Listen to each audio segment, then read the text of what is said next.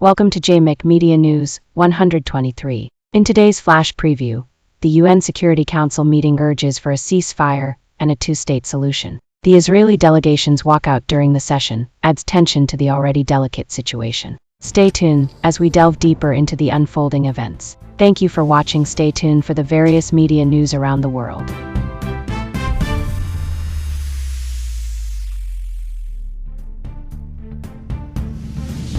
If this council refuses to respect their memory, I will dedicate this speech to their memory. I light this candle, Mr. President, to honor them, and may their memory be blessed.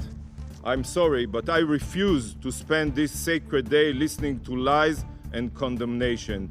This debate disgraces the fallen, and Israel will not take part in it.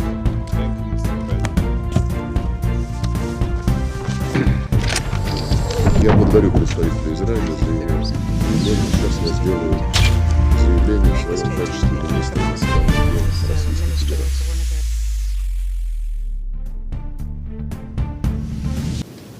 It was a day which began with the hope, at least, of small victories for diplomacy. Are you concerned about the number of civilians who are dying in Gaza, sir? America's Secretary of State here for a meeting of the Security Council to pave the way for a vote on a ceasefire of sorts. To order. A living nightmare. In the chamber, they heard the pain of the Israelis. Aviv, 2 years old. Ariel, 4 years old. Kfir, little Kfir, only 9 months. And the plea from the Palestinian foreign minister. We are here today to stop the killing, to stop the massacres being committed against the Palestinian people. And then there was this from the UN Secretary General. It is important to also recognize the attacks by Hamas did not happen in a vacuum. The Palestinian people have been subjected to 56 years of suffocating occupation. An attempt to find context for these dark days, well, it was not what the Israelis wanted to hear. Outside the chamber, surrounded by families of some of the hostages, Israel's foreign minister had just cancelled his meeting with the Secretary General, and the country's ambassador had this. The Secretary General must resign. This building was established to prevent atrocities. How can the Secretary General, with his words, justify in any way the terrible atrocities that happened to our civilians, innocent civilians? The Arab bloc of nations, who could well be key to all of this, called once again for a complete ceasefire by Hamas and Israel. We condemn all killing of civilians. But for them, the solution is about looking beyond Hamas, context, the reality of life for Palestinians. If we are not willing to overcome all the difficulties, all the challenges, all the history that is involved in this issue, then we will never have a real peace and security in the region. So we must restart the peace process. Do you think the Arabs have shown clearly, have shown that they are serious, have shown that they are willing to engage? We are ready. We hope that we can do it soon. Do you believe the Israelis are serious? Back in the chamber, a place that looks for consensus and stands for peace could find neither. Mark Stone, Sky News in New York.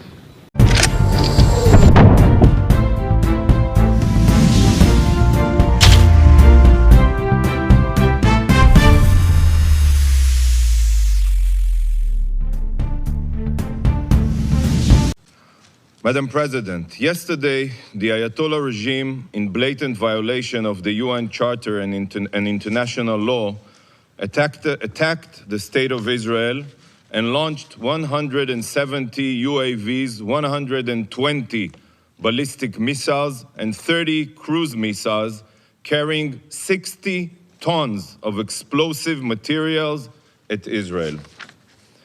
This attack was launched from Iranian soil, as well as from Lebanon, Yemen, Syria, and Iraq. Colleagues, from the moment I began my tenure here, in every speech and in countless letters, I rang the warning bell regarding Iran. I called on this council to take concrete action against the Ayatollah regime. I made it clear that Iran and its hegemonic ambitions of global domination must be stopped before it drives the world to a point of no return, to a regional war that can escalate to a world war. Sadly, no action was taken, and last night the world witnessed an unprecedented escalation that serves as the clearest proof for what happens when warnings aren't heeded. Israel is not the boy who cried wolf. We have been screaming from the rooftops for years, trying to wake up the international community, but to no avail. If only this council would have internalized my words, it would not have needed the bone-rattling explosions of last night's attack to wake it up. Colleagues, last night, Iran proved again that it cares nothing for Islam or Muslims. The Iranian attack seriously injured Amina El-Khassouni, a 7-year-old Bedouin girl in Israel. But look at this video that shows how Israel intercepts Iranian drones above the Temple Mount and Al-Aqsa Mosque.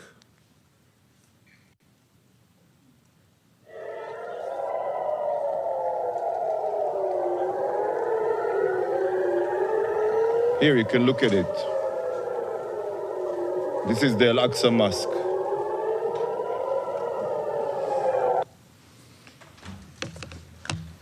To Iran, Israel's annihilation and igniting the region is more important than Islamic holy sites.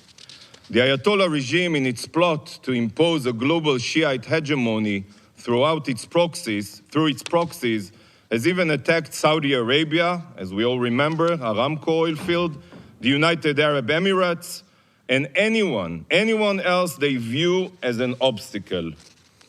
I asked the Algerian representative here, how does this make you feel? Is this a price you support, attempting to blow up mosques and murdering Muslims? Yet, while this direct Iranian attack on Israel was the first of its kind, it is just the most recent chapter in a blood-soaked saga that started from the moment the Islamic Revolution reared its head. The Ayatollah regime has a clear plan. Its goal has been and continues to be world domination by exporting its radical Shiite revolution across the globe. I assume you all know it. The Islamic regime of today is no different than the Third Reich, and Ayatollah Khamenei is no different than Adolf Hitler. Hitler's Third Reich was envisioned to be a 1,000-year empire stretching across continents, just as Khamenei envisions his radical Shiite hegemony to stretch across the region and beyond. This is why Iran arms themselves with intercontinental ballistic missiles, ICBMs. Iran and Israel are on the same continent. You are next. The Ayatollah regimes acts like the Nazi regime, and their army includes Hamas, Palestinian Islamic Jihad, Hezbollah, the Houthis, the Revolutionary Guard, and other savage jihadists. Instead of shouting, Sieg Heil, these radical Nazi Islamists scream, death to Israel, death to America, death to England. Just like the Nazi regime, the Ayatollah regime sows death and destruction everywhere it touches.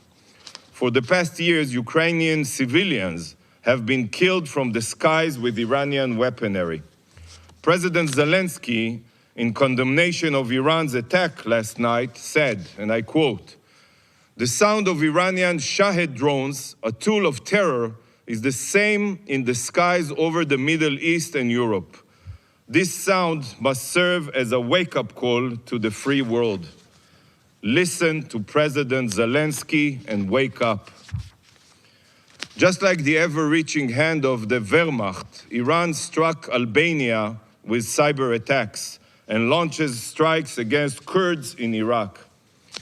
We all remember the 2021 attack on the oil tanker Mercer Street, in which British and Romanian crew members were killed.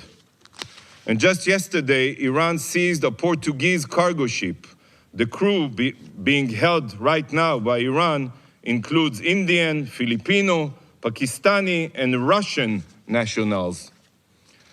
Iran threatens global maritime trade. Iran is not only a terror state, Iran is a pirate state.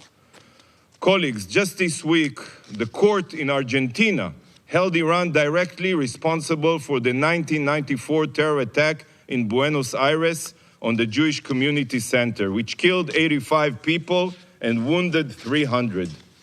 And just like the Third Reich and their brutal SS officers, the Iranian regime not only spreads evil abroad, but also torments and murders their own citizens. In 2023 alone, the Ayatollah regime executed 834 Iranians. The regime oppresses women while murdering them for not wearing their hijab properly. When the Iranian people peacefully protest this brutality, they are suppressed by live ammunition. Hundreds of protesters were killed and thousands have been arrested. This is a regime that allows its own people to die of thirst in Isfahan, while it funds terror around the world with billions of dollars. What have you done to defend the world from Iran? Seriously, the entire globe is suffering from Iran, including the Iranian people. Please defend them. For years, the world has watched the rise of a Shiite Islamist Reich. Yet, just like during the rise of Nazism, the world has been silent, deafeningly silent. Mr. Secretary General, Iran has been violating Security Council resolutions and the UN Charter for years. They supply Hezbollah with weapons in violation of resolutions 1559 and 1701. They advance weapons proliferation in violation of resolution 2231. They violate resolutions 1540 and 2216. Why have you not used all possible means to condemn Iran and demand compliance? Why have you instead rolled out the red carpet for these genocidal jihadists? Why do you treat them as if they are interested in de-escalation when you know that the opposite is true? Colleagues, Iran's strategy has been crystal clear: arm, fund, and train terror proxies across the globe to carry out Iran's murderous scheme of domination. But today, the mask of Iranian deniability has been removed. No more hiding and no more bluffing. No more shirking of responsibility. Iran has attacked Israel from its own sovereign territory, publicly and proudly. The mask is off. Iran, the #1 global sponsor of terror, has exposed its true face as the destabilizer of the region and the world. And now, right now, is when the world must stop ignoring Iran's crimes and take action.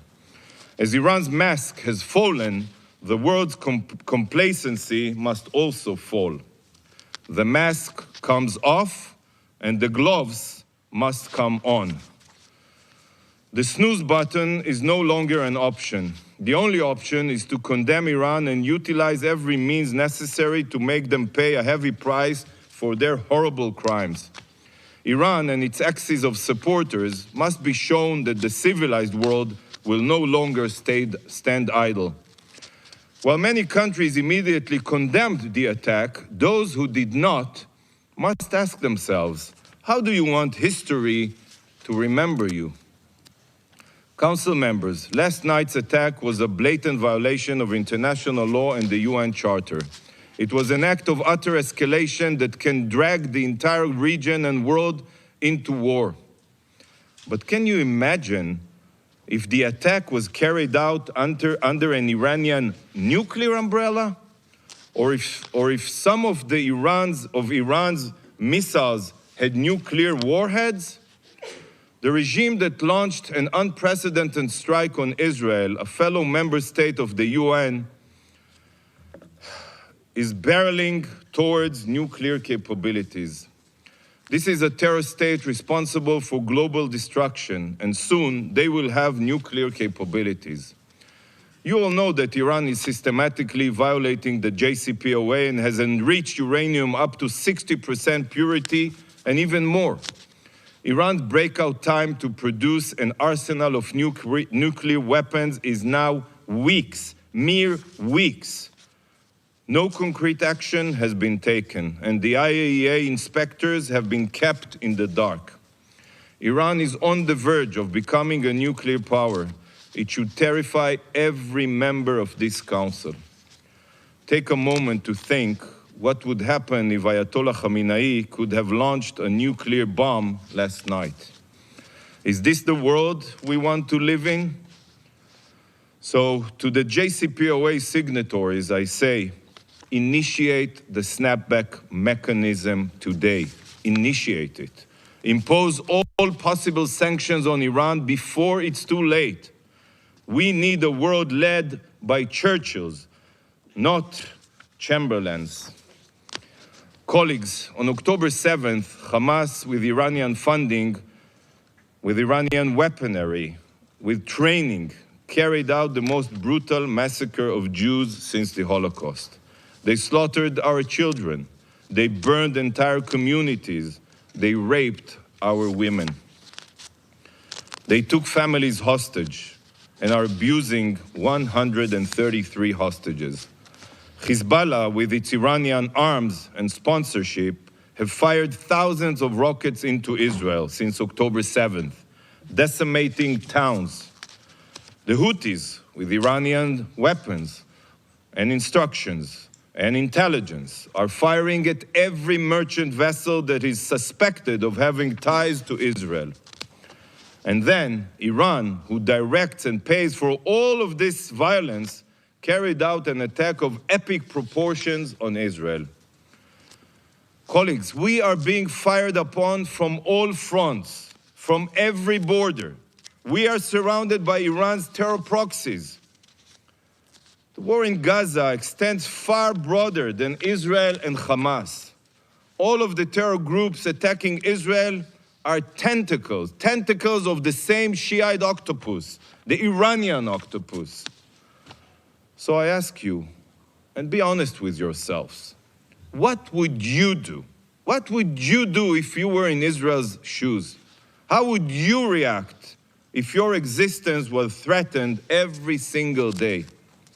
While the Ayatollah regime thinks, they only think, that Israel is a frog in a boiling water, that we are becoming accustomed to the threats on our survival and won't notice until it's too late, they are wrong. You are wrong. This attack crossed every red line, and Israel reserves the legal right to retaliate. We are not a frog in boiling water. We are a nation of lions. Following such a massive and direct attack on Israel, the entire world, let alone Israel, cannot settle for inaction. We will defend our future. Colleagues, despite the magnitude of the attack, 99% of Iran's UAVs and missiles were intercepted by Israel and our allies. I wish to take this opportunity to thank the United States and our partners for standing with us in defending Israel against the Ayatollah regime indiscriminate attacks. Yet, the fact that Israel's air defense proved to be superior does not change the brutality of the Iranian attack. Iran can no longer hide behind its proxies. It has now exposed itself as the terror exporting pariah state that it is, and it must, from now on, be treated as such. It's not enough to remove Iran from the UN Commission on the Status of Women. Iran is the world's worst human rights violator, and such a regime cannot hold any UN position. No more red carpet treatment here at the UN. No more appeasement. Today, the Council must take action. Condemn Iran for their terror, trigger the snapback mechanism and reimpose crippling sanction, designate the Iranian Revolutionary Guard Corps as a terror organization. Action must be taken now, not for Israel's sake, not for the region's sake, but for the world's sake. Stop Iran today. Thank you, Madam President. I thank the representative of Israel. I pass the floor to the representative of the Islamic Republic of Iran. Thank you. In the name of God, the compassionate and merciful, Madam President, as we informed in our letter last night in response to the Israeli regime's recurring military aggression, particularly its armed attack on 1st April 2024 against Iranian diplomatic premises, a defiance of Article 2 of the Charter of the United Nations, the armed forces of the Islamic Republic of Iran carried out a series of military strikes on Israeli military objectives with dozens of missiles and drones. Iran's operation was entirely in the exercise of Iran's inherent right to self-defense as outlined in Article 51 of the Charter of the United Nations and recognized by international law. This concluded action was necessary and proportionate. It was precise and only targeted military objectives and carried out carefully to minimize the potential for escalation and prevent civilian harm. Madam President, we thank those members of the Council who condemned the Israeli armed attack against our diplomatic premises in Syria. Regrettably, in this chamber, certain members of the Council, including the US, UK, and France, has chosen once again to turn a blind eye to reality and overlook the root causes contributing to the current situation. In hypocritical behavior, these three countries falsely blamed and accused Iran without considering their own failures to uphold their international commitment to peace and security in the region. They made unsuccessful attempts to use lies, manipulate the narrative, spread disinformation, and engage in a destructive blame game. All the while, they deliberately disregarded Iran's inherent right to respond to the violation of a fundamental principle of international law, the inviolability of diplomatic representative and premises. Moreover, they ignored the underlying root causes of the current situation in the region. For over 6 months now, these countries, especially the United States, have shielded Israel from any responsibility for the Gaza massacre, while they have denied Iran inherent right to self-defense against the Israeli armed attack on our diplomatic premises. At the same time, they shamefully justified the Israeli massacre and genocide against the defenseless Palestinian people under the pretext of self-defense. They made cynical attempt to justify and cover up the atrocities of the Israeli regime against the people of Palestine by arbitrary and misleading interpretation of self-defense. Madam President, following the Israeli regime cowardly terrorist and armed attack against our diplomatic premises in Damascus, the Syrian Arab Republic, on the 1st of April, we notified the UN Security Council and Secretary General of such international wrongful act, as well as of Iran's inherent right under international law to respond to such terrorist armed attack. Also, in a phone conversation with the UN Secretary General on 2nd April, Iran Foreign Minister discussed the situation and called for taking appropriate action and a strong condemnation from the international community for this horrific crime. We called upon the Security Council to strongly denounce this unjustified criminal and terrorist act, taking decisive and appropriate measure to bring the perpetrators to justice swiftly and prevent the recurrence of such horrible crime against the diplomatic premises of any member state. Regrettably, the Security Council has failed in its duty to maintain international peace and security. Russia proposed a press statement to denounce this atrocious act, which was backed by China, Algeria, and many members, but was blocked by the US, UK, and France. Faced with such circumstances, the Islamic Republic of Iran had no choice but to exercise its inherent right to self-defense under international law. Madam President, the root cause of the current situation are clear to all. From the start of the Israeli war against Palestinian people in Gaza, more than 34,000 civilians, two-thirds of them children and women, have been killed. All civilian infrastructures have been targeted and destroyed by Israel. Even humanitarian workers have not been immune from the military attacks of this rough regime. The absence of accountability and conscious inaction faced with the Israeli genocide and war crimes against the Palestinian people has only emboldened this regime to continue its violation unchecked. The US and its allies have blocked the Security Council for over 6 months, protecting Israel from accountability for the Gaza massacre. They not only avoid condemning Israel for these atrocities, but also actively try to cover up them. Their sole priority is supporting and defending Israel, regardless of the consequences and at all costs. Despite international pressure and UN Security Council resolution calling for a ceasefire, Israel has defied this resolution. Rather, its focus remains on committing more atrocious crimes, showing no regard for international legal obligation. Madam President, this lawless regime has committed many atrocious crimes against our people. This regime blatantly and openly admitted its responsibility for the terrorist and destructive operation committed against Iranian officials, scientists, and civilians, and sabotage against our peaceful nuclear infrastructure in recent years. This Israeli regime even made explicit threats to use nuclear weapons against a sovereign member state of the United Nations.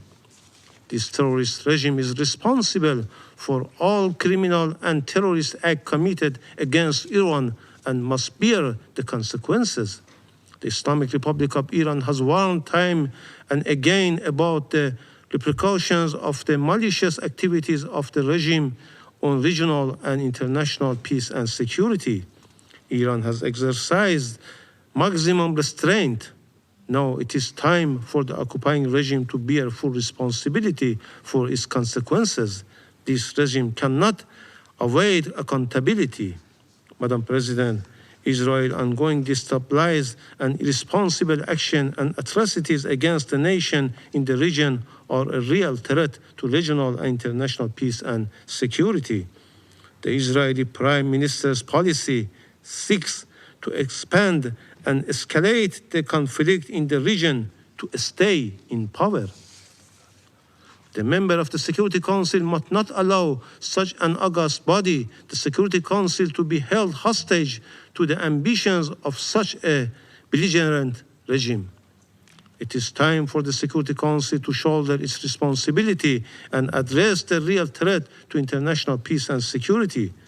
The Security Council must promptly fulfill its duty under Chapter 7 of the Charter in response to Israeli reckless defiance.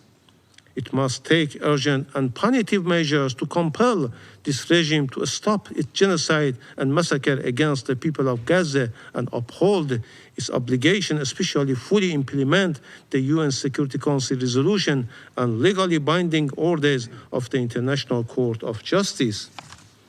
The main and long-standing threat to the peace and security of our region is well known to all, and the attempts to conceal it through disinformation, a smear campaign, or baseless accusation against others are pointless and unfounded. Iran is never seeking to contribute to the spillover of the conflict in the region, nor does it to escalate or spread the tension to the entire region.